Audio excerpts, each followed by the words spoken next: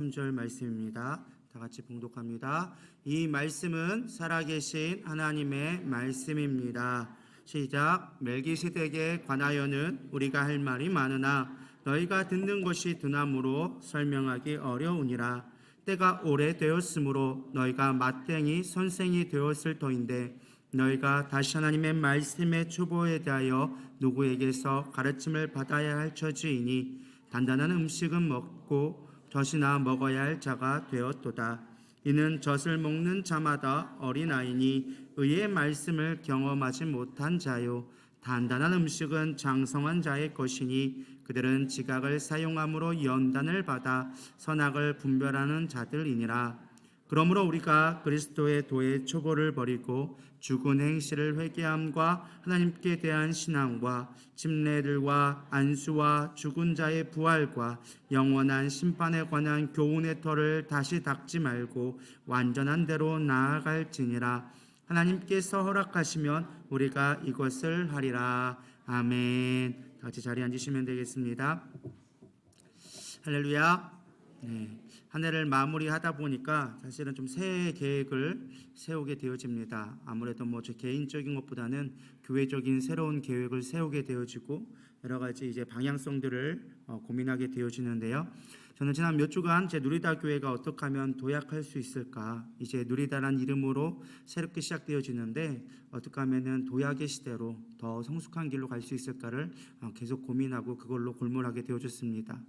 사실 이 누리다 교회는 20년 전에 이제 딱 내년 되면 20주년이 되거든요. 그래서 불기둥 교회 가양동에서 개척해서 이제 신원교회로 홍도동으로 이사오고 하나님의 축복으로 말미암아 주차장과 사택과 이제 무주 수양관까지 하나님께서 참 많은 축복을 주신 것을 보게 되어집니다. 많이 성장되어졌고 많이 이제 하나님의 성장으로 이제 성숙되어져 가는 과정에 있는데, 누리다로 바뀌면서 이제 우리가 해야 될 것이 무엇일까, 어떠한 방향성을 가지고 나아가야 되며 우리 신원교회가 정말 무엇을 추구하며 가야 될까라는 것들을 계속 본론적인 질문들과 문제들을 계속 고민하고 있게 되어졌습니다. 그러면서 제 마음 가운데 계속 묵상되어지는 것이 무엇이었느냐, 성숙이라는 단어가 제 안에 계속적으로 머물게 되어졌습니다. 오늘날 교회가 누군가 교회 다니는 목적이 케어를 받으려고 많은 교회 사람들이 교회를 옵니다. 누군가에게 위로받고 격려받고 힘을 얻고 싶어서 교회는 오는데, 문제가 뭐냐면 케어해주는 사람이 없는 거예요. 그러니까 케어는 받고 싶어서 교회는 오는데 정작 케어해줄 사람은 없는 거예요. 그 역할을 사역자나 특별하게 몇몇 사람들에게만 부과되어주고 누구 하나 케어하려고 하지 않기 때문에 사실 오늘날 교회들이 많은 어려움에 직면해져 있고 많은 젊은 세대들이 사실은 교회를 떠나고 있습니다. 실제로 20, 30대가 교회를 떠나는 이유를 살펴보면 그 이유 중에 가장, 교회를 나오는 이유 중에 하나가 교제에 관련된 게 되게 많이 있습니다. 나는 교회 안에서 진실된 좀 교제를 나눠보고 싶다, 사람과의 관계 속에서 위로를 받고 싶다라고 하는 것들이 20, 30대가 교회에 나오는 주요 목적 중에 하나라고 합니다. 물론 그 다음에 이제 예배 부분도 많이 있고 영적인 거에 대한 부분도 많이 있지만 대부분이 그러한 것들을 갈급하고 있다는 거예요. 그거는 젊은 층만이 뿐만 아니라 사실은 나이를 먹어서도 사실은 그 부분은 동일한 것 같아요. 저도 사실은 이제 나이가 엄청 많다고 할 수는 없지만 그렇다고 불혹이라는 나이가 되어졌거든요. 불혹이면 자기 얼굴에 책임질 나이, 이제 자기 인생을 갖고 갈 나이가 되어졌는데, 이제 막상 어른이 되다 보니까 저도 나이는 먹어갔는데 여전히 제 마음 가운데는 어린아이 같고 위로받고 싶은 마음들이 동일하게 있더라고요. 그래서 몸은 이제 나이를 먹어도 마음은 여전히 낭낭 18세인 것처럼, 그렇지 않나요? 제가 물어보면 다 그러시더라고요. 60세 되신 분들한테 물어봐도 아직 내 마음은 낭낭 18세라고 막 하시는 분들이 많이 있더라고요. 누구나 변함이 없는 것 같아요. 누구나 위로받고 싶고 누구나 함께 젊은 마음을 갖고 싶은 마음을 갖고 있는 것 같습니다. 그러나 중요한 건 이제 위로해 줄 자가 있어야 되는데 그것이 없는 게 문제라는 거예요. 위로할 자가 왜 없는가? 성숙한 자가 교회 안에 없기 때문에 문제라는 거예요. 그래서 오늘의 주제는 무엇이냐? 우리가 어떻게 하면 성숙할 수 있을까? 그리고 또 하나 문제가 무엇이냐면, 교회를 다니는데 몇십 년을 교회를 다녔지만 저 사람을 보면 과연 예수 믿는 사람인가 하는 의구점들이 사람들이 많이 갖는다라는 거예요. 실제로 많은 사람들이 시험 나와서 왜 교회를 나오지 않습니까? 라고 물어봤을 때 대부분의 공통된 의견이 교회에 예수 믿는 사람들이 왜 그러냐라는 것들이 거의 한 8, 90%의 대답이 그것입니다. 경제적인 것도 있고 돈적인 것도 있지만 예수 믿는 사람들이 왜 저렇게 똑같이 세상과 다르지 않습니까? 왜 선을 행하지 않고 본이 되지 않습니까? 사람들 때문에 내가 교회 나오지 못하겠습니다라는 이야기가 생각보다 많습니다. 그 말은 다시 바꾸어 말하면 성숙한 자가 그 교회 안에 없다라는 뜻이겠죠. 몇몇의 성숙한 자가 있다 한다면 아마 그런 사람들을 케어했을 거고 그 사람들로 하여금 시험 들지는 않았을 것 같다는 생각을 갖게 되어집니다. 저는 그래서 우리 신원교회 누리다 교회가 2023년도에는 성숙한 자가 많아졌으면 좋겠습니다. 여러분 하나하나가 다 성숙한 자가 되어져서 많은 열방에 영향력을 끼치고 세워져가는 저와 여러분 되기를 소망합니다. 오늘 본문 말씀이 사실 이런 말씀이에요. 히브리서 이 말씀인데 본문의 배경이 그것입니다. 이미 히브리서는 초창기에 쓰여진 게 아니에요. 교회 초창기가 아니라 교회 중반기 이후의 시대에 사실 쓰여진 게 히브리서입니다. 그러다 보니까 어떤 배경이었느냐, 로마의 핍박을 받기 시작하는 거예요. 초창기 때 물론 로마 유대교들한테 핍박을 받고 로마의 핍박을 받았지만 대놓고 이제 로마가 기독교를 핍박하는 시대가 오게 되어진 것이죠.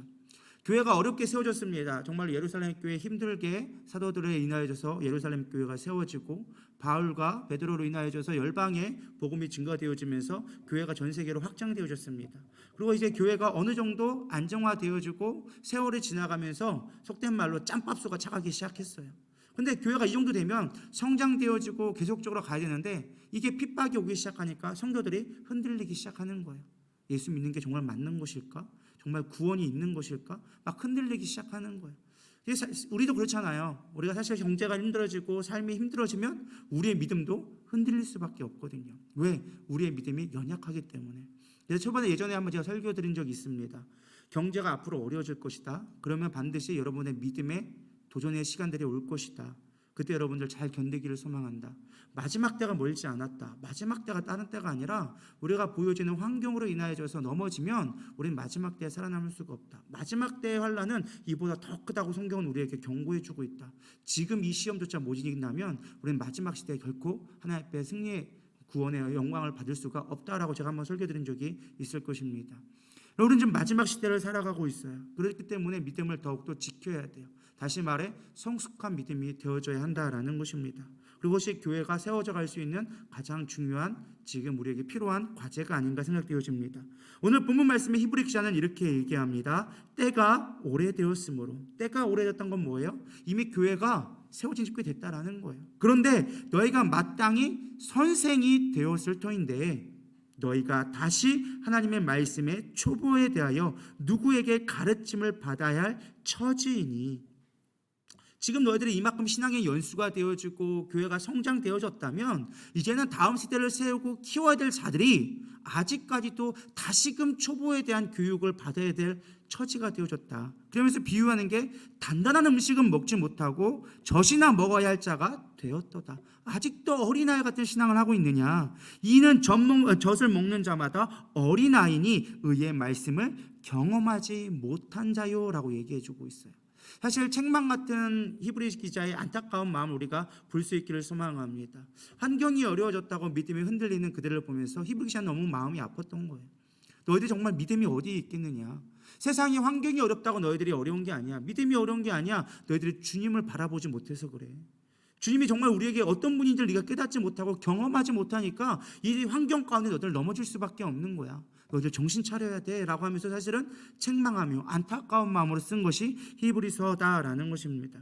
여러분 만약에 좀 죄송스러운 말씀에 좀 상상을 해보시기 바랍니다. 제가 아까 부록이라는 얘기를 들었습니다. 제 나이 얼굴에 책임질 나이라고 이제 성인이 되어진 나이입니다. 근데 제가 만약에 아직까지 젖병을 물고 있다. 어떠실 것 같습니까? 제가 만약에 젖병을 물면서 여러분들 오늘 주님의 뜻대로 살아야 합니다 라고 얘기한다면 여러분 여기 과연 앉아 있을까요? 그럴 수가 없을 것 같아요. 우리가 정말로 성숙되어지면 그에 합당한 태도와 행동과 생각과 말이 사실 나와야 됩니다.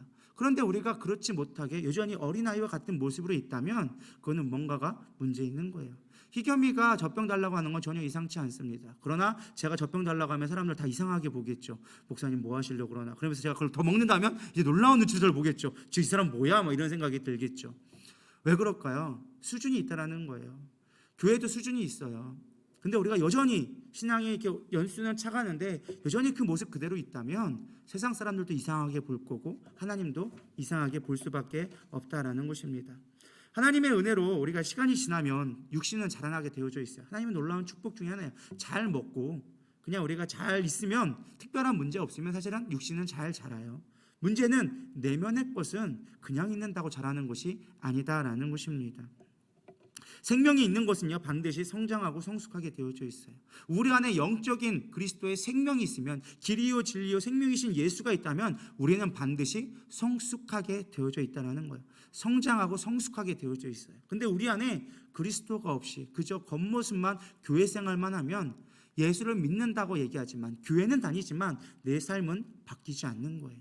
뿐만 아니라 나로 인하여져서 오히려 많은 이들이 상처받고 어려움 겪게 되어진다는 거예요. 성숙하지 못한 사람이 있음으로 말미암아 그 옆에 있는 사람이 더 힘들어지게 되어집니다. 실제로 우리 근무전도사나 저도 그랬지만 우리 자녀들이 있으면 참 사랑스럽죠. 그런데 그 자녀 한 명으로 인하여져서 내 생활은 어떻게 되어질까요? 엄청 바빠지고 내 생활이 사실은 없어집니다. 사실은 이 작은 아이, 미성숙한 한 사람이 있음으로 말미암아 온 가족이 그 아이를 케어하는데 많은 에너지를 쏟게 되어져 있어요. 사실 우리가 한 사람의 어린 아이가 있음으로 말미암아 내 생활이 바뀌죠. 그래서 여성분들은 자녀를 낳는 순간 나의 이름은 없어지고 누구의 엄마로 바뀌게 삶을 살게 되어지죠. 참 힘든 삶을 지나가는 것 같아요. 그러나 그 아이가 성숙해지는 과정을 볼 때 그것들이 보상을 받게 되어지죠.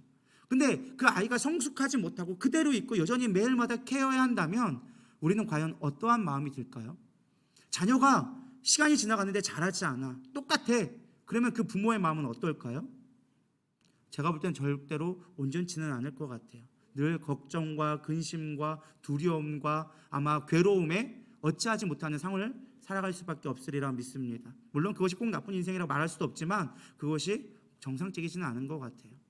우리 신앙도 마찬가지입니다. 영적으로 성숙되어져야 되는데, 하나님 보시기에 우리가 영적으로 성숙되어지고 자라가야 되는데 여전히 늘 어린아이와 같다면, 늘 젖달라고만 얘기하고 한다면 과연 하나님 보시기에 우리의 모습은 어떠할까? 우리의 내면은요, 노력하지 않고는 변하지 않습니다. 80대 노인이라 할지라도 10대의 미숙함을 가질 수 있고요, 반대로 20대지만 우리 7, 80대의 노숙함을, 지혜로움을 가질 수도 있다는 것입니다. 무엇에 따라서요? 노력에 따라서 바뀔 수 있다는 것입니다.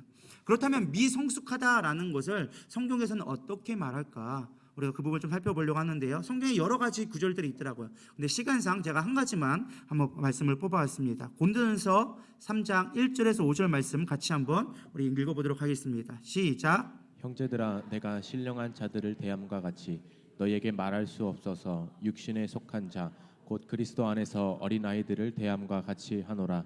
내가 너희를 젖으로 먹이고 밥으로 아니하였노니 이는 너희가 감당하지 못하였음이거니와 지금도 못하리라. 너희는 아직도 육신에 속한 자로다. 너희 가운데 시기와 분쟁이 있으니 어찌 육신에 속하여 사람을 따라 행함이 아니리요.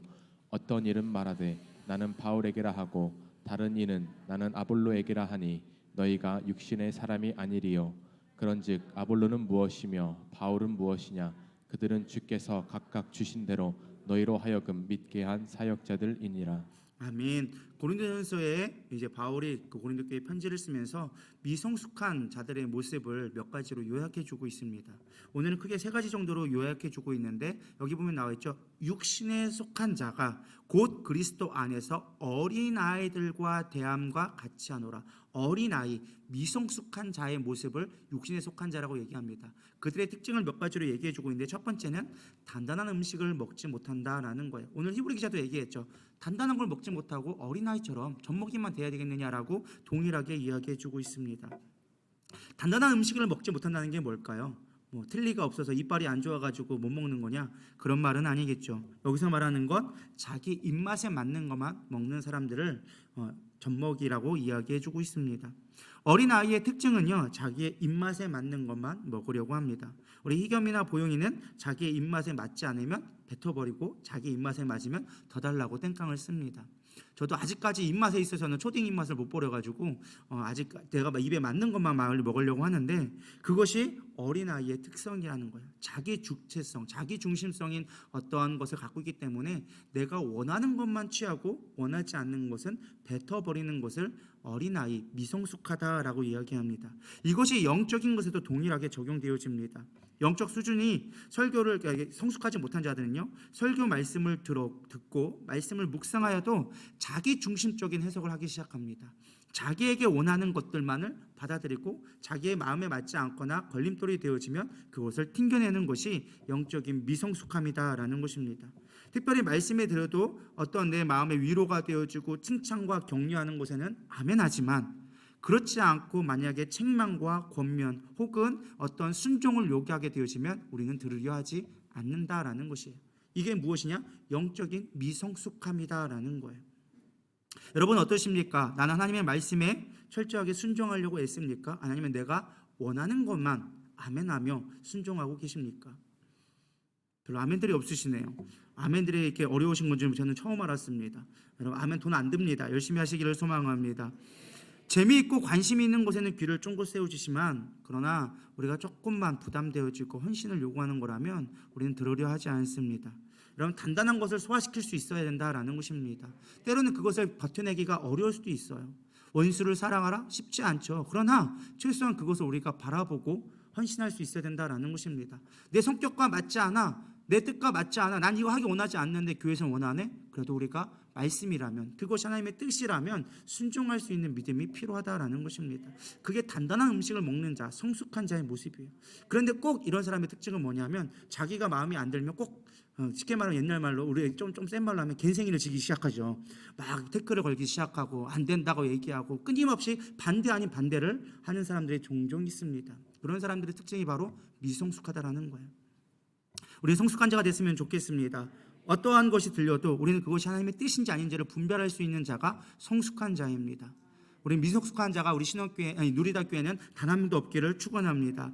두 번째는요, 감정이 휘둘리는 사람들을 여기서는 미성숙한 자다, 육신에 속한 자다라고 이야기해주고 있습니다. 3절에 보면 너희 가운데 시기와 분쟁이 있으니, 시기하고 분쟁한다라는 것은 감정에 이끌린다라는 거예요. 감정, 물론 사람의 감정 참 중요합니다. 우리가 감정의 동물이기 때문에 감정의 영향을 받을 수밖에 없어요. 좋았다가도 하고 나쁘기도 하고 힘들기도 하고 좀 우울하기도 했다가도 좋아하기도 하고, 이게 사람의 감정이 왔다 갔다 하는 게 당연한 거예요. 그러나 중요한 건 감정대로 살면 안 된다라는 거예요. 감정은 누구나 있어요. 감정이 중요해요. 감정을 잘 가꾸는 것도 필요해요. 그러나 중요한 건 감정에 휘둘리는 자가 되어지면 미성숙한 자라는 거예요. 우리 어린 아이들, 우리 희겸이 밑에 아이들, 그 아이들은 졸리면 자고 짜증내고 배부르면 기뻐하고 단순합니다. 배부르면 좋아하고 지 컨디션 좋으면 즐거워하고 지 마음에 안 맞으면 짜증내고 울고 그러죠. 감정대로 가는 거예요. 그거는 미성숙하다라는 증거예요. 그러나 조금 성장하기 시작하면 이제 바뀌기 시작하죠. 감정대로 하는 것이 아니라 감정을 다스릴 수 있는 자가 되어져야 된다라는 것입니다. 할렐루야. 여러분 감정에 이끌리는 자로 살아가고 있습니까? 감정을 다스리는 자로 살아가고 있습니까? 성공한 자의 특징은 뭔지 아십니까? 반드시 감정을 다스릴 수 있다는 거예요. 분노가 올라오죠. 수없이 많은 자기의 어려움이 없고 반대자들이 있을 거예요. 그럴 때마다 화내는 게 온전한 모습이 아니라는 거예요. 성공하는 사람들은 그 분노를 의로운 대로 쓸 수 있다는 거예요. 그 안에 있는 타오르는 감정들을 그거를 잠깐 묶여놨다가 거기다 써놓고 싸우는 전쟁을 이루는 것이 아니라 그것을 선한 영향력으로 바꿔가기 시작하는 거예요. 그런 자들이 성공하는 거예요. 교회도 마찬가지예요. 여러분 영적으로 성숙한 자가 됐으면 좋겠어요. 언제까지 감정 싸움만 하다가 우리 신앙을 다 허비하겠습니까? 하나님을 위해 일할 수 있는 시간들이 그렇게 많지 않은데, 때가 악하니라 하나님께서 말씀해 주시는데 감정 싸움하다가 신앙 다 끝나버리는 거예요. 10년 20년 저 사람 보기 싫어, 꼴 보기 싫어, 안 돼, 이거만 하다가 끝나는 거예요. 얼마나 억울해요? 얼마나 마귀가 기뻐하겠어요? 우리는 분별해야 되리라 믿습니다. 영적으로 성숙하게 되어져야 돼요. 감정의 사람이지만, 감정이 정말 중요하지만 감정에 이끌려서는 안 돼요. 여러분 부모가 생각해 봅시다.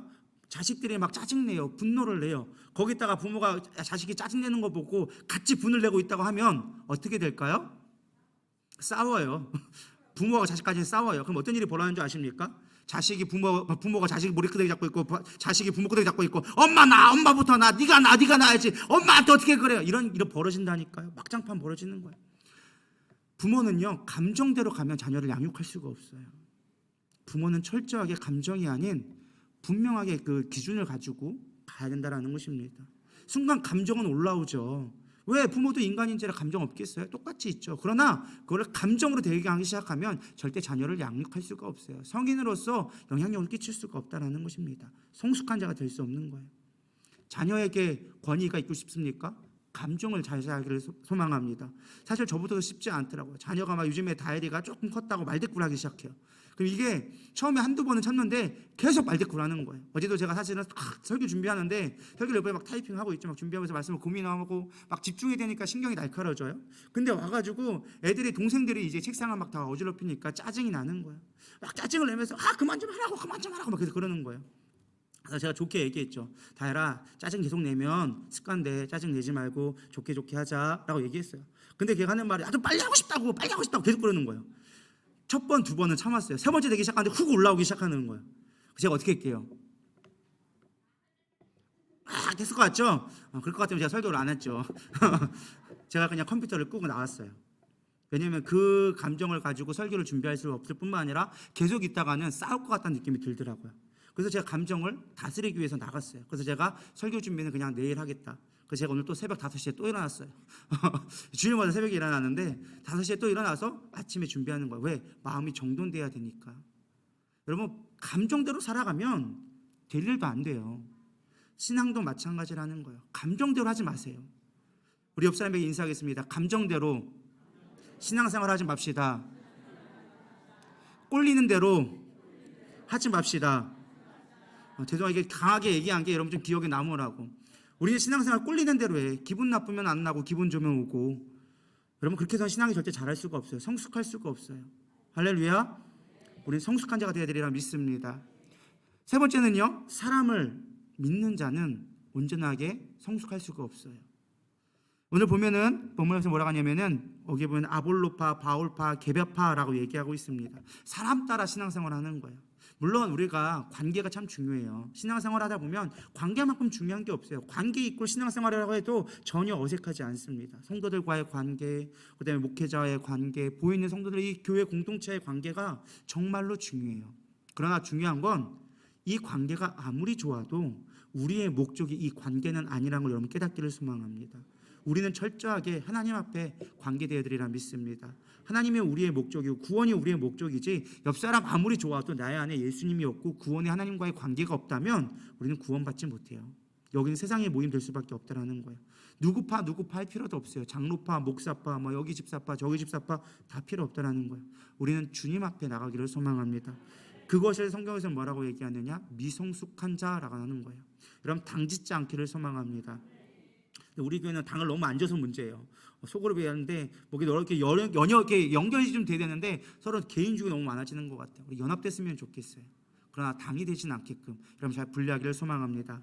그렇다면 우리는 왜 성숙하지 못할까? 이 미성숙함이 왜 우리 삶 가운데 교회 안에 계속 머물게 될 수밖에 없는가? 첫 번째 가장 중요한 이유는요. 우리가 착각하고 있기 때문에 그래요.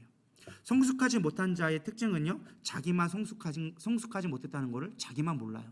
옆에 있는 사람들은 다 알아. 저 사람 왜 그래? 어떻게 10년을 해도 똑같이 변함이 없냐? 옆에 있는 사람들은 다 알아. 누구만 몰라? 나만 몰라. 나만 몰라. 나는 잘하고 있다 생각해. 나는 올바르다 생각하고 나는 최선을 다하고 있다 생각해. 근데 옆 사람들은 다 알아. 차마 말만 안 할 뿐이야. 왜? 서로 상처되지 말라고. 여러분 깨닫는 것이 은혜입니다. 믿으십니까? 깨닫고 내가 순종할 수 있는 게 은혜입니다. 가끔 이러죠. 어떤 사람이 이렇게 기도하면 항상 그걸 이래요. 부부싸고 나면은 하나님 앞에 기도하면 하나님 저 인간들 어떻게 하면 안 돼요? 저 남편 어떻게 하면 안 돼요? 라고 항상 얘기하면 항상 하나님이 하시는 말씀은 네가 용서해라 라는 답을 거의 정해져 있어요. 답정남이에요. 하나님은 답정남. 항상 네가 용서해라 라고 해요. 그럼 왜 내가 용서해야 되는데요? 저 인간 어떻게 안 되나요? 하나님 살아계시면 하나님 살아계심을 좀 나타내 주세요 라고 기도하면 항상 하나님이 하시는 말씀은 너밖에 나의 음성을 듣지 못한다. 그는 내 음성을 듣지 못한다. 그래서 그는 용서할 줄을 모른다. 네가 들으니까 네가 용서해라 라고 얘기하는 거예요. 억울하죠. 왜 접니까? 왜 내가 해야 됩니까? 라고 얘기하지만 깨달을 수 있기 때문에 은혜라는 거예요. 왜? 그 사람이 성숙한 자이니까. 아이들이 아무리 얘기해봐야 아이들은 못 알아들어요. 언제까지 해야 돼요? 기다려줘야 돼요. 성숙할 때까지. 아이들이 잘할 때까지 기다려주면 시간이 지나면, 지금 뭐 희겸이 막 말 안 듣고 땡깡 부린다고 해서 걔가 영원할 것 같아요? 아니에요. 시간 지나면 커지게 되어져 있어요. 자라나게 되어져 있어요. 그러면 부모의 말과 대화할 때가 되어지고, 대화하면 이해하는 시간들이 오기 시작해요. 그래서 지금은 네가 성숙하니까 기다리라는 거예요. 언제까지? 그가 성숙할 때까지. 그게 나의 뜻이라는 거예요. 나는 그를 심판하는 게 내 목적이 아니라 그가 성숙하는 게 내 목표이기 때문에. 하나님도 우리를 기다리고 계세요. 뭐 하려고요? 성숙하게 될 때까지. 별로 아멘들이 없으시네요. 여러분, 하나님이 지금 기다리고 계시다니까요. 여러분들이 성숙해지기를 기다리고 계시는 거예요. 우리가 볼 때는 억울하고 안 될 것 같지만 이걸 이겨냈을 때 하나님 우리를 성숙하게 만들기 때문에 기다리라고 하는 것입니다. 그래서 우리가 성숙해질 필요가 있다라는 것입니다. 참 안타까운 건 많은 사람들이 교회를 오게 되어집니다. 실제로 하나님을 아직까지는 만나지 못하고 신앙생활을 시작하게 되어집니다. 근데 어떤 일이 벌어지냐면, 등록교인이 되기 시작하면 처음엔 낯설지만 군중 심리로 인하여져서 점점점 사람들을 카피하기 시작합니다. 모방하기 시작해요. 아, 기도는 이렇게 하는 거구나. 아, 예배는 이렇게 드리는 거구나. 사람과의 관계는 이렇게 하는 거구나. 관계성이 형성되어지고 교회 문화에 익숙해지기 시작합니다. 그러면요, 어느 순간 이제 봉사의 자리가 열리기 시작해요. 아, 이게 봉사하겠구나. 그리고 열심히 되기 시작합니다. 처음이니까 열심히 하죠. 그러다 보면 어느 순간 1년, 2년 시간이 가다 보면 직분이라는 걸 주기 시작해요. 서리 집사 맡고 이제 집사 되고, 그러다 어느 순간 안수 집사 장로가 되어져요. 그러다가 혹 어떤 자는 정말로 성령의 어떤 강권적인 어떤 담임 목사님이 오거나 강사 목사님이 오셔가지고 목회자를 하는데요 하면 그 말에 또 혹해가지고 신학교를 가기 시작해요. 정말 뒤늦게 공부를 하는 사람들도 있어요. 근데 중요한 건 뭐가 문제냐? 시간은 그렇게 흘러갔는데 정작 내 삶은 변하지 않는 거예요. 교회 안에서의 교회 생활은 점점점 변화가고 익숙해져 갔지만 정말 내 안에 있는 가장 하나님이 변화되어진 삶에 대해서는 관계성이 전혀 없는 거예요. 여전히 술 먹고 담배 피우고 세상에서 할지 못할 짓 다 하고 있고, 교회 안에서만 성실한 자로 살아가는 사람들이 생각보다 많다는 거예요. 왜 그럴까요? 착각하고 있는 거예요. 자기는 예수님을 믿고 구원받았다라고 착각하고 있는 거예요. 여러분, 구원받은 자는 반드시 변화되어지고 성숙되어질 수밖에 없어요. 왜? 예수님이 거룩한 분이고 예수님이 그거를 원하시기 때문에, 그분이 내 삶의 주인이기 때문에 그걸 우리는 순종할 수밖에 없게 되어져요. 근데 그렇지 않고 그냥 교회의 타성에 젖어버린, 교회에 익숙하게 되어지면 믿는 것처럼 생각하지만 정작 내 삶은 변화되지 않는 거예요. 성숙하지 않는 거예요. 죄에 대하여서 피 흘리기까지 싸우려고 하지 않아요. 하나님을 예배하는 것에 있어서 내 목숨 걸지 않아요. 하나님이 기뻐하시는 일에 내가 어떻게 헌신될 수 있을까 생각하지 않아요. 그저 원하는 건 어린아이처럼 내가 어떻게 하면 복 받을까만 고민하고 있는 거예요. 내 기분에만 따라가는 거예요. 여러분, 이제는 바뀌기를 소망합니다. 두 번째는요, 우리가 주님을 찾지 않는다라는 거예요. 왜 우리가 성숙하지 못하냐? 주님을 찾지 않기 때문에. 제가 지난 금요일에도 잠깐 언급했었는데요, 기안84 이야기를 제가 좀 드렸어요. 이 세상에 태어났으니까 한번 세계 일주인가 뭐 이런 프로그램이 새롭게 만들어졌더라고요. 근데 그 프로그램에 나오는 게 주인공이 기안84라는 한 만화 작가예요. 근데 이 기안84가 이런 인터뷰라는 걸 제가 보게 되었는데, 저는 그게 많이 기억에 남았어요. 사실 저도 뭐 전 세계는 아니지만 많은 나라 돌아보고 여행해서 여행 프로그램에 대해서 그렇게 막 메리트를 느끼지는 않아요. 그냥 한 번씩 보고 그냥 기분 전환하는 정도로 보고 있는데, 제가 그것에 꽂힌 이유가 뭐냐면, 이 기안84가 뭐라고 얘기하느냐, 자기는 예전에는 젊었을 때는 다 즐거웠대요. 막 그림 그리는 것도 즐겁고 방송하는 것도 즐겁고 너무나 즐거웠는데 어느 순간 타성에 젖어버린 거예요. 그러면서 자기가 기쁘지도 않은데 방송을 하다 보면 막 오버해서 웃고 있고 막 정말 배꼽에 빠지도록 웃는 자기의 모습이 되게 가증스럽다고 보여졌다라는 거예요. 나 지금 뭐하냐? 하나도 안 즐거운데 즐거운 척 하고 있고, 마치 그것이 내 인생이냐? 그러면서 집에 와서는 재미없어서 무료해서 또 있고, 아침에 또 나가가지고 막 하는 거. 아마 한 30, 40대, 40대 중반 이후 되신 분들은 이런 것들을 다 한 번씩은 경험해 보셨을 것 같아요. 내가 살아가는데 똑같은 루틴인 거예요. 아침에 나가서 일 나가고 자녀 키우고 들어와서 씻고 자고, 그러다 어쩌다 한번 좀 힘드니까 술 한잔 마시고 뭐 특별한 위로를 받으려고 교회 오지만 정말 내 삶 가운데 변화가 없는 삶, 똑같은 타성에 젖어가지고 무료한 삶이 반복되어지고 나는 왜 사는 거지? 라는 생각을 고민해 볼 것 같습니다. 저는 그 모습을 보면서 제 스스로의 모습을 좀 생각해 보게 되어졌어요. 제가 목회를 어느덧 20년 차가 되어져 가고 있습니다. 20살 때 전도사를 시작해서 지금 42살 넘어서까지 20년 가까이를, 중간에 뭐 군대 갔다 온 거 빼고 뭐 빤다 할지라도 20년 가까이를 목회하다 보니까 어느덧 타성에 젖어 있는 거예요. 저조차도 아니다 싶고 제 스스로를 개혁하려고 하고 많이 바뀌려고 여러 가지 시도를 많이 했죠. 제 나이에 목사 안에서 빨리 받은 사람도 많지 않고 박사 과정을 마친 사람은 더더욱 없을 뿐만 아니라 여러 가지 경험을 많이 해봤어요. 막 도전을 많이 해요. 저는 가만히 있는 걸 별로 좋아하는 성격이 아니거든요. 많이 바꾸려고 하는데도 불구하고 어느덧 타성에 젖어버린 거예요. 특별히 영적인 타성에 젖어 있는 저의 모습들을 볼 때마다 참 내가 과연 목회자로서 끝까지 갈 수 있을까라는 생각을 문득문득 하게 되어집니다. 말씀이 내 안에 수없이 많이 들려오지만 내 가슴을 치지 못하고 내 삶을 바꾸지 못하는 그런 모습들, 여러분 어떠신가요? 오늘 선포되어진 말씀이 여러분 마음 가운데 울림이 되어지나요? 그저 오늘 목사님 설교니까 이 목사님 설교야 뭐 거기서 거기 있지 뭐, 맨날 했던 말 비슷하고 뭐 수없이 많이 인터넷 떠도는 설교들 들어보면 다 좋은 말씀, 아멘, 그래 맞아요 하고 끝나버리는 삶으로 멈추진 않는지, 그것이 정말로 나의 삶을 이끌어가는 원동력이 되어지고 생명이 나에게 되어지는지 여러분 한번 깊이 있게 좀 고민해 봤으면 좋겠습니다. 우리는 타성에 젖어가지고 정말로 내 안에 예수님을 발견하지 못하고 살아갈 때가 너무 많은 것 같아요. 내 삶을 이끌어가도록 말씀 가운데 내 삶을 들이지 못할 때가 너무나 많이 있는 것 같습니다. 이것이 바로 영적인 무기력이고, 다시 말해 영적인 미성숙함으로 우리가 머물러 있는 상태로 있게 되어진다라는 것입니다. 여러분, 우리는 주님을 만나기 위해서 몸부림쳐야 합니다. 예배를 드려도 만족함이 없고 마치 숙제를 끝난 것처럼 그냥 내 일상의 루틴이 되어졌다면 지금 빨리 돌이켜야 합니다. 교회 안에 저는 작전기도가 다시금 회복됐으면 좋겠습니다. 기도의 소리가 멈추지 않기를 소망합니다. 여러분들이 말씀을 궁금해하면서 말씀 가지고 씨름했으면 좋겠습니다. 내 삶의 고단함을 가지고 야복강나루의 야곱처럼 몸부림칠 수 있는 저 여러분 되기를 소망합니다. 말씀을 듣는 것이 아니라 살아내기 위해서 몸부림치며 갈망하는 저와 여러분이 되기를 소망합니다. 그게 우리가 성숙의 길로 가는 거예요. 근데 우리는 말씀을 듣는 거로 끝나. 저부터도 그래요. 저는 말씀을 증거하는 저이지만 저부터도 말씀을 선포하는 거로 끝내버리는 거예요. 말씀대로 살아가기 위해 우리가 얼마나 몸부림치고 있는가. 말씀이 육신이 되어 오신 분이 예수님인데 내가 예수의 삶을 얼마나 살아가려고 몸부림치고 있는가.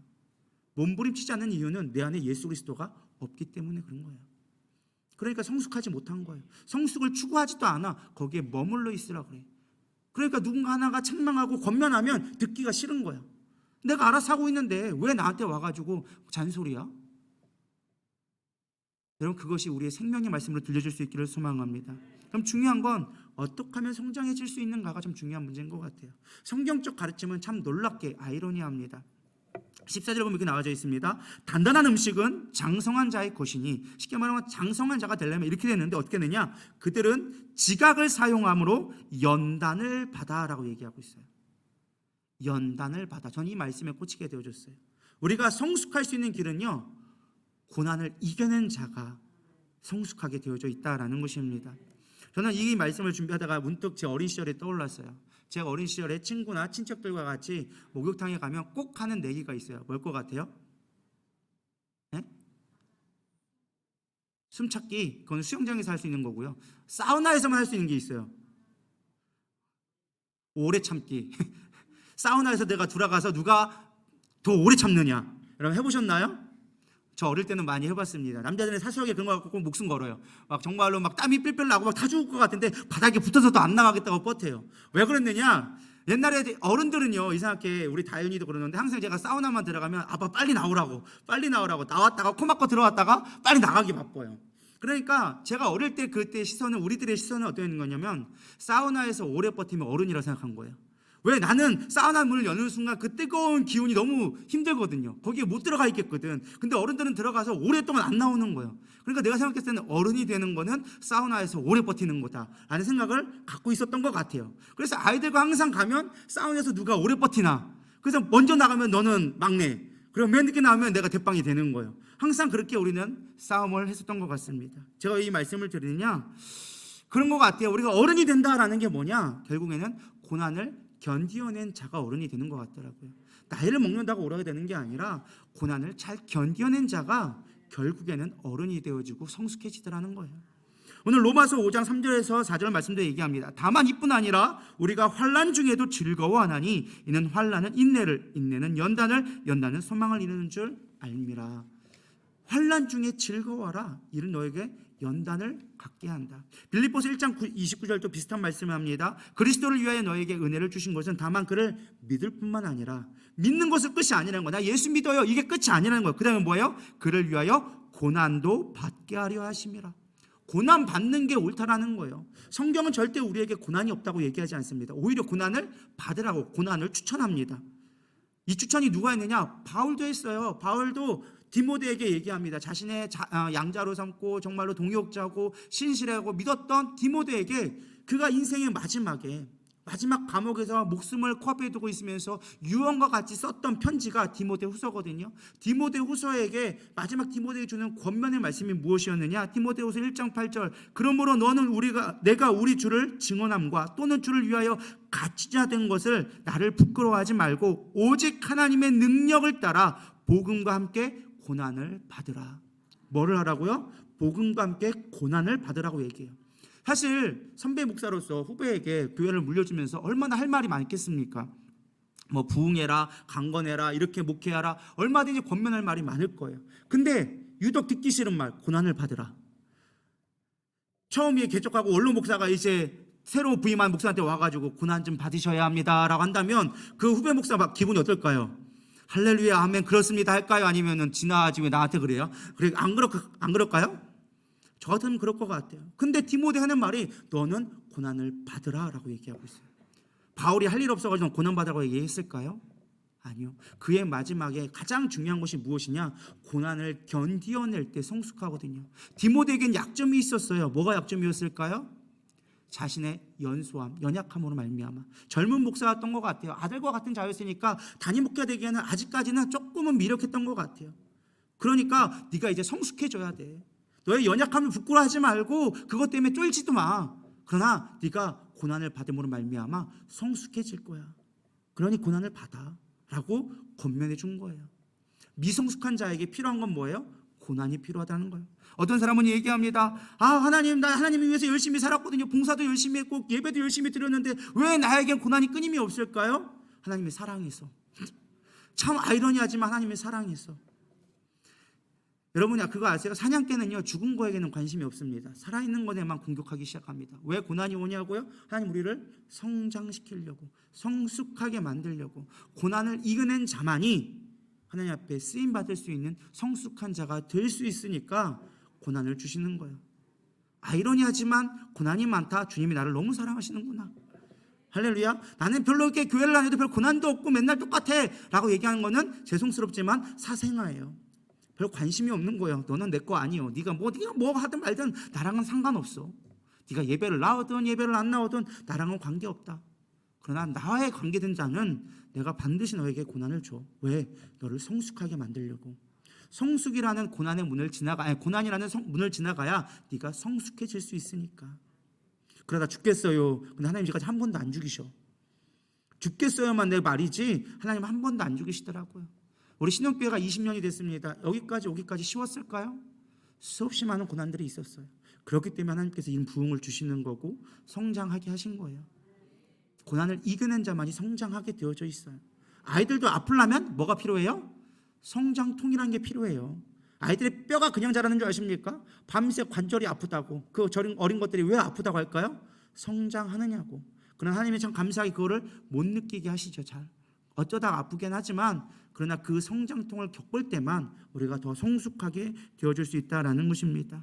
그래서 바울은 이렇게 얘기합니다. 빌립보서 4장 13절에 내게 능력 주시는 자 안에서 내가 모든 것을 할 수 있느니라. 이 모든 것을 할 수 있다는 말이 뭘까요? 슈퍼파워가 되는 걸까요? 슈퍼맨이 되는 걸까요? 아니에요. 고난도 감내할 수 있다는 뜻이에요. 내가 비록 가난하고 지금 힘들고 내 뜻과 되지 않지만 그러나 나는 감내할 수 있다. 그것이 모든 것을 할 수 있다는 하나님이 주신 능력이라는 거예요. 그게 성숙하다라는 것입니다. 여러분 성숙하기를 소망합니다. 이혜인 수녀의 몽당연필이라는 어떤 시가 있어서 여러분 같이 좀 나눴으면 좋겠습니다. 성숙한 자의 모습에 대해서 얘기해 주는데 이 예화가 있더라고요. 제가 한번 읽어드리겠습니다. 너무 작아 손에 쥘 수도 없는 연필 한 개가 누군가 쓰다 남은 이 초라한 토막이 왜 이리 정다울까? 욕심 없으면 바보 되는 이 세상에 몽땅 주기만 하고 아프게 잘려왔구나. 대가를 바라지 않는 깨끗한 소멸을, 그 소박한 순명을 본받고 싶다. 해픈 말을 버리고 진실만 표현하며 너처럼 묵묵히 살고 싶다. 묵묵히 아프고 싶다. 이게 수녀님이시지만은 자신의 인생에 살면 성숙함에 대해서 몽당연필을 보면서 묵상했던 거예요. 몽당연필 짜만하고 쓸 거 없지만 요즘에 누가 연필 쓰나요? 안 쓰지. 근데 그 째만한 몽당연필. 근데 그 연필이 이게 몽당연필이 될 때까지 깎이고 또 깎였겠지만, 그러나 그것들 가운데 기록되어지는 그 모습을 보면서 내 인생이 이와 같았으면 좋겠다. 말없이 아프게 잘렸지만 묵묵히 아프고 싶다. 자신의 삶을 깎아내리는 묵묵한 아픔. 여러분들이 그것이 성숙이라는 단어로 이해되시기를 소망합니다. 그러면 성숙은 어떻게 완성되어지는가? 사실 이 땅에 의는 없다고 얘기합니다. 이 땅에 완전한 것은 없습니다. 그러나 우리가 성숙의 완성을 이뤄가는 방향은 반드시 일치하나 되리라 믿습니다. 오늘 본문 말씀 1절에 3절에 보면 이렇게 나와져 있습니다. 그러므로 우리가 그리스도의 도에 초보를 버리고 죽은 행실을 회개함과 하나님께 대한 신앙과 침례와 안수와 죽은 자의 부활과 영원한 심판에 관한 교훈의 터를 다시 닦지 말고 완전한 대로 나아갈지니라 라고 얘기하고 있어요. 어디로 나아가라고요? 완전한 대로 나아가라. 사실 이 앞에 있는 이야기들은요, 율법에 대한 이야기예요. 침례와 안수와 죽은 자의 부활, 영원한 심판, 이런 것들은요 교리와 율법에 대한 이야기예요. 근데 여기서 참 재밌는 말이 무엇이냐? 다시 닦지 말고 라고 얘기하고 있어요. 너희들 지금 제대로 신앙생활 못하고 있잖아. 율법대로 살지 못하잖아. 그러면서 얘기하는 말이 그거를 다시 배우라고 얘기하지 않아요. 다시 세우라고, 다시 조합하라고 하지 않아요. 뭐라고 얘기하느냐? 완전하게 하라라고 이야기해주고 있어요. 이게 예수님이 이 땅에 오셔서 하신 말씀이에요. 마태복음 5장 16절 20절에 이렇게 나와져 있습니다. 이같이 너희의 빛이 사람의 앞에 비치게 하여 그들로 너의 착한 행실을 보고 하늘에 계신 너희 아버지께 영광 돌리게 하라. 착한 행실이 뭘까요? 예수님이 말한 건 바로 율법적인 삶이에요.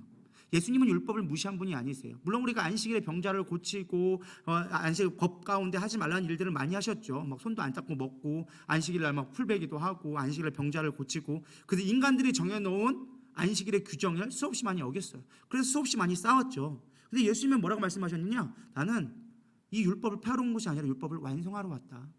그러면서 선을 너희들이 보여줘라. 착한 행실을 보고 하나님 앞에 영광 돌리게 해라. 율법을 지켜라 라는 거예요. 근데 뭐라고 얘기하느냐? 내가 율법이나 선지자를 폐하러 온 줄을 생각하지 말라. 폐하러 온 것이 아니요 뭐하게 하려고? 완전하게 하려고 함이라. 진실로 너희에게 너네 천지가 없어지기 전에는 율법의 1.1획도 결코 없어지지 아니하고 다 이루리라. 율법을 이루어주신다는 거 어떻게 해요? 그러면 누구든지 이 계명 중에 지극히 작은 것 하나라도 버리고 또 그와 같은 사람을 가르치는 자는 천국에 지극히 작다 일컬음을 받을 것이요 누구든지 이를 행하며 가르치는 자는 천국에서 크다 일컬음을 받으리라.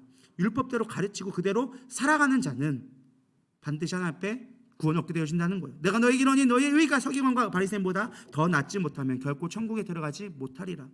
예수님이 원하시는 건요 율법의 완성을 원하셨어요. 근데 너희들이 율법을 이룰 수 없는 걸 예수님이 이미 아셨어요. 그 율법을 이루기 위해서는 반드시 뭐가 필요하다는 걸 얘기해주고 있어요? 자신이 필요하다. 내가 율법의 완성이다 라고 이야기해주고 있는 거예요. 이해가 가시나요? 율법을 주셨어요. 율법을 이루지 말라는 말이 아니에요. 율법을 지키라는 거예요. 근데 너의 힘으로 이룰 수가 없어. 우리가 성숙해지고 싶지만 성숙해질 수 없어. 원수를 사랑하라 돼요? 안 돼요.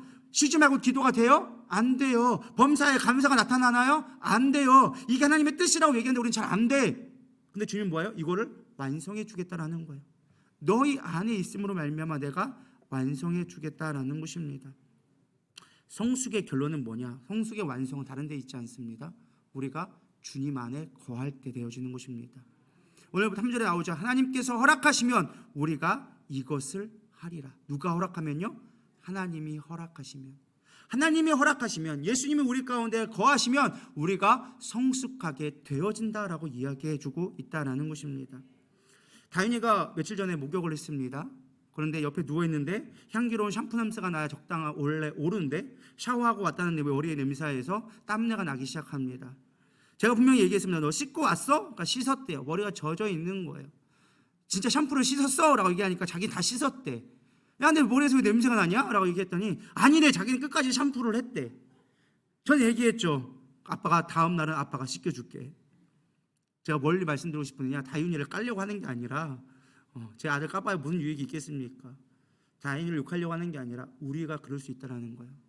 우리는 목욕을 한다고 했어요. 예배를 드렸어요. 성결하게 한다고 했어요. 근데 물만 뿌렸어. 물만 뿌렸어. 침례만 받았어. 솔직한 얘기로. 아, 그래 안 그래요? 침례만 받았어. 그래놓고 우리는 깨끗하다고 누워있는 거야. 하나님, 나 향기 나죠? 향기 좋은 냄새 나죠? 하나님 맡아보니 야, 아직 냄새 나는데? 근데 우리는 나 씻었다니까요. 침례 받았다니까요. 율법 지켰다니까요. 하나님 얘기하는 거야. 내가 씻겨줄게. 주의 부열이 아니고선 우리는 깨끗해질 수 없어요. 우리 주님의 능력이 아니고선 우리는 거룩해질 수가 없어요. 주님이 얘기하는 거야. 내가 깨끗하게 해줄게. 전 이 말씀을 들고 싶었던 거예요. 어차피 인생은요, 미완성이라고 얘기합니다. 우리의 삶은 다 미완성이에요. 아동바동 해봐야 끝나는 거는 없어요. 이 땅의 마지막은 주님이 오실 때 완성되어지는 거예요. 주님이 우리 가운데 오실 때 우리의 거룩함도, 우리의 성결도, 우리의 성숙도 완성되어지리라 믿습니다. 중요한 건 우리가 예수님을 찾고 예수님이 일할 수 있도록 우리를 내어드리는 거예요. 내가 할 일은 예수님을 내 삶의 주인으로, 왕으로 모셔드리는 거예요. 그럴 때 우리는 성숙하게 되어져요. 원수를 사랑하라?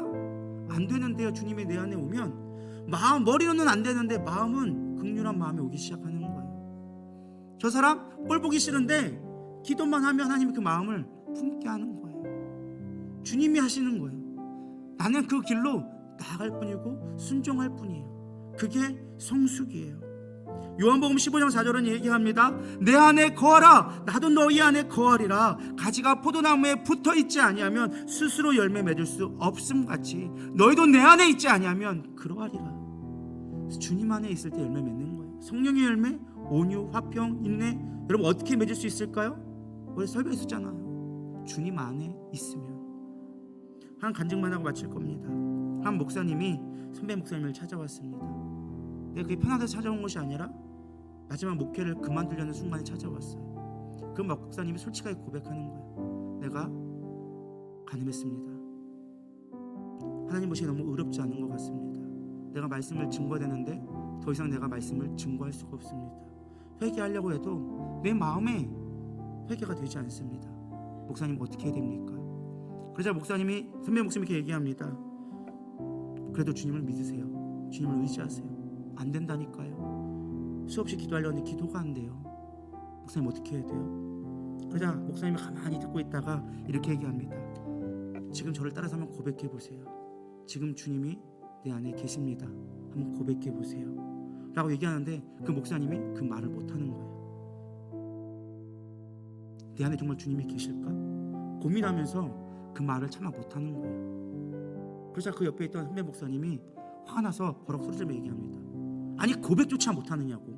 이게 뭘 어려운 거냐고. 예수님이 내 안에 있다고 약속해 주셨으니까 그 약속 믿고 고백하라 하는데 왜 고백조차 못하느냐고. 고백해 보라고, 입술로 시인해 보라고 얘기한 겁니다. 그래서 그 목사님이 주님은 내 안에 계십니다 라는 고백하는 가운데 눈물이 터져나는 거예요. 여러분, 난 마음에 손 얹었으면 좋겠습니다. 한번 가슴에 손 얹어보세요. 여러분 고백해 봅시다.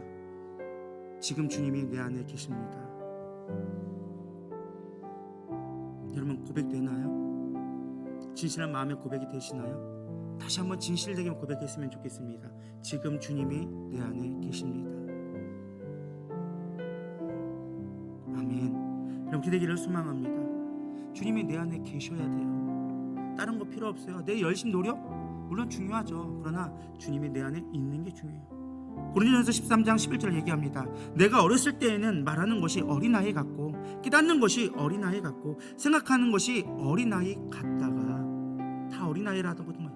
근데 중요한 건 장성한 사람이 되어서는 어린아이의 일을 버렸노라. 우리의 옛 습관들을 주님 안에 있을 때 버려지게 되어지는 거예요. 성숙하게 되어지면 버려지게 되어지는 거예요. 여러분 이제는 성수의 길로 나아갔으면 좋겠습니다. 우리 누리다교회가 이제는 성숙했으면 좋겠습니다. 언제까지 남 비방하고 남 탓하고 원망만 하고 있겠습니까? 주님이 주시는 비전을 향해 걸어가야 합니다. 주님이 내 안에 있다면 주님이 주시는 소망 붙들고 나아가야 합니다. 이제 성숙해야죠. 성숙해야죠. 성장하는 것도 중요해요. 그러나 성숙이 더 중요합니다. 고난을 통해 주님은 우리 성숙하게 원하셨어요. 우리가 수없이 많은 고난을 겪어왔던 거 우리 성숙하게 하려고 하신 거예요. 이제 성숙해지면 주님 우리에게 더 놀라운 일들을 보여주실 거라고 저는 믿습니다. 성숙하지 않고 머물러 있으니까 주님은 계속 우리를 아프시지만 우리를 고난 가운데 몰아넣을 수밖에 없는 거예요. 네가 성숙해야 되지 않겠느냐, 내 일을 감당하려면 이제 어른이 되어야 되지 않겠느냐, 영적인 어린아이에서 벗어나 성숙해져라, 장성한 자가 되어져라, 내 그리스도의 충만한 분량까지 이르라 라고 주님께서 우리에게 부탁하셨어요. 그렇게 되기를 소망합니다. 우리 이 시간 주님 앞에 찬양드리며 나갔으면 좋겠습니다. 주님 내 안에, 언제나 내 모습 부끄럽지만 주님 내 안에 있기를 소망합니다. 우리 고백하는 마음으로 찬양하며 잠시 기도하며 나가겠습니다. 언제나 내 모습 너무나 부끄러워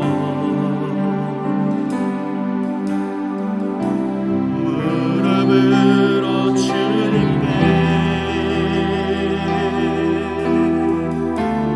기도로 가오니 나 홀로 서 있는 죽은 내 영 깨우사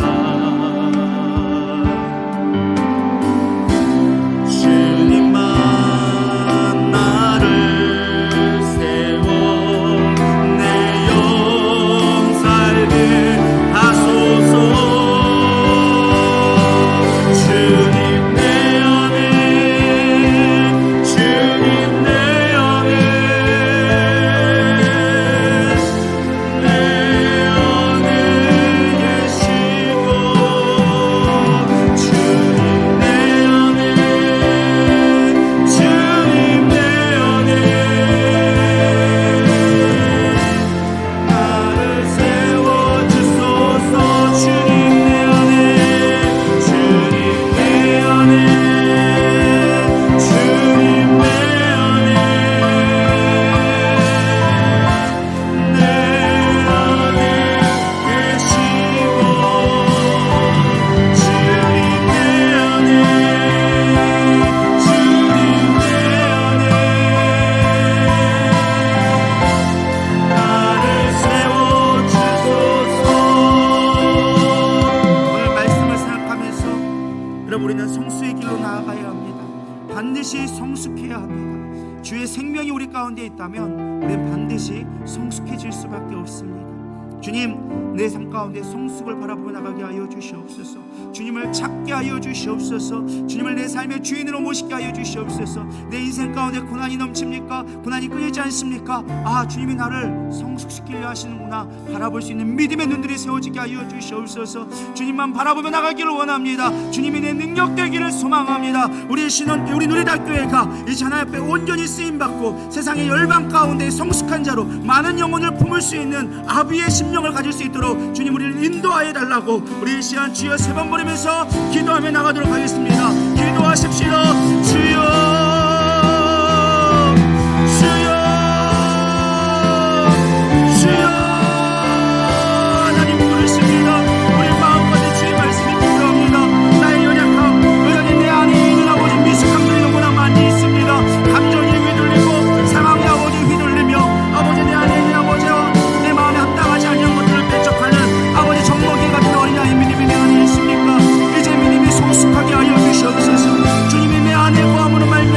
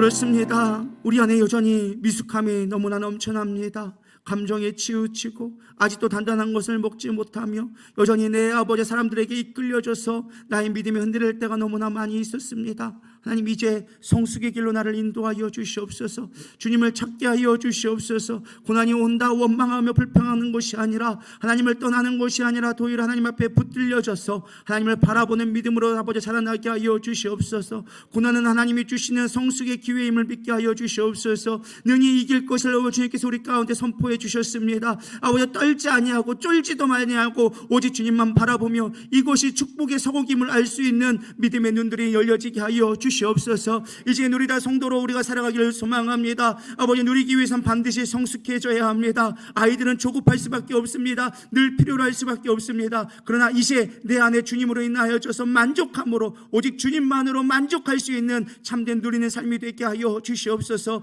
예수를 누리기를 소망합니다. 예수로 누리기를 소망합니다. 하나님, 우리 가운데 정말 누리는 삶이 되어질 수 있도록 인도하여 주시옵소서. 지금 아버지, 몸에 육체적으로 연약한 자 있습니다. 고쳐주시옵시고 치유하여 주시옵시고 회복시켜 주시옵소서. 삶으로 경제적으로 어려운 자들이 있습니까? 지혜를 열어주시옵시고 막힌 것들이 열리게 하여 주시옵시며 무엇보다 하나님의 일하심을 목도하며 나가는 주의 백성들 되게 하여 주시옵소서.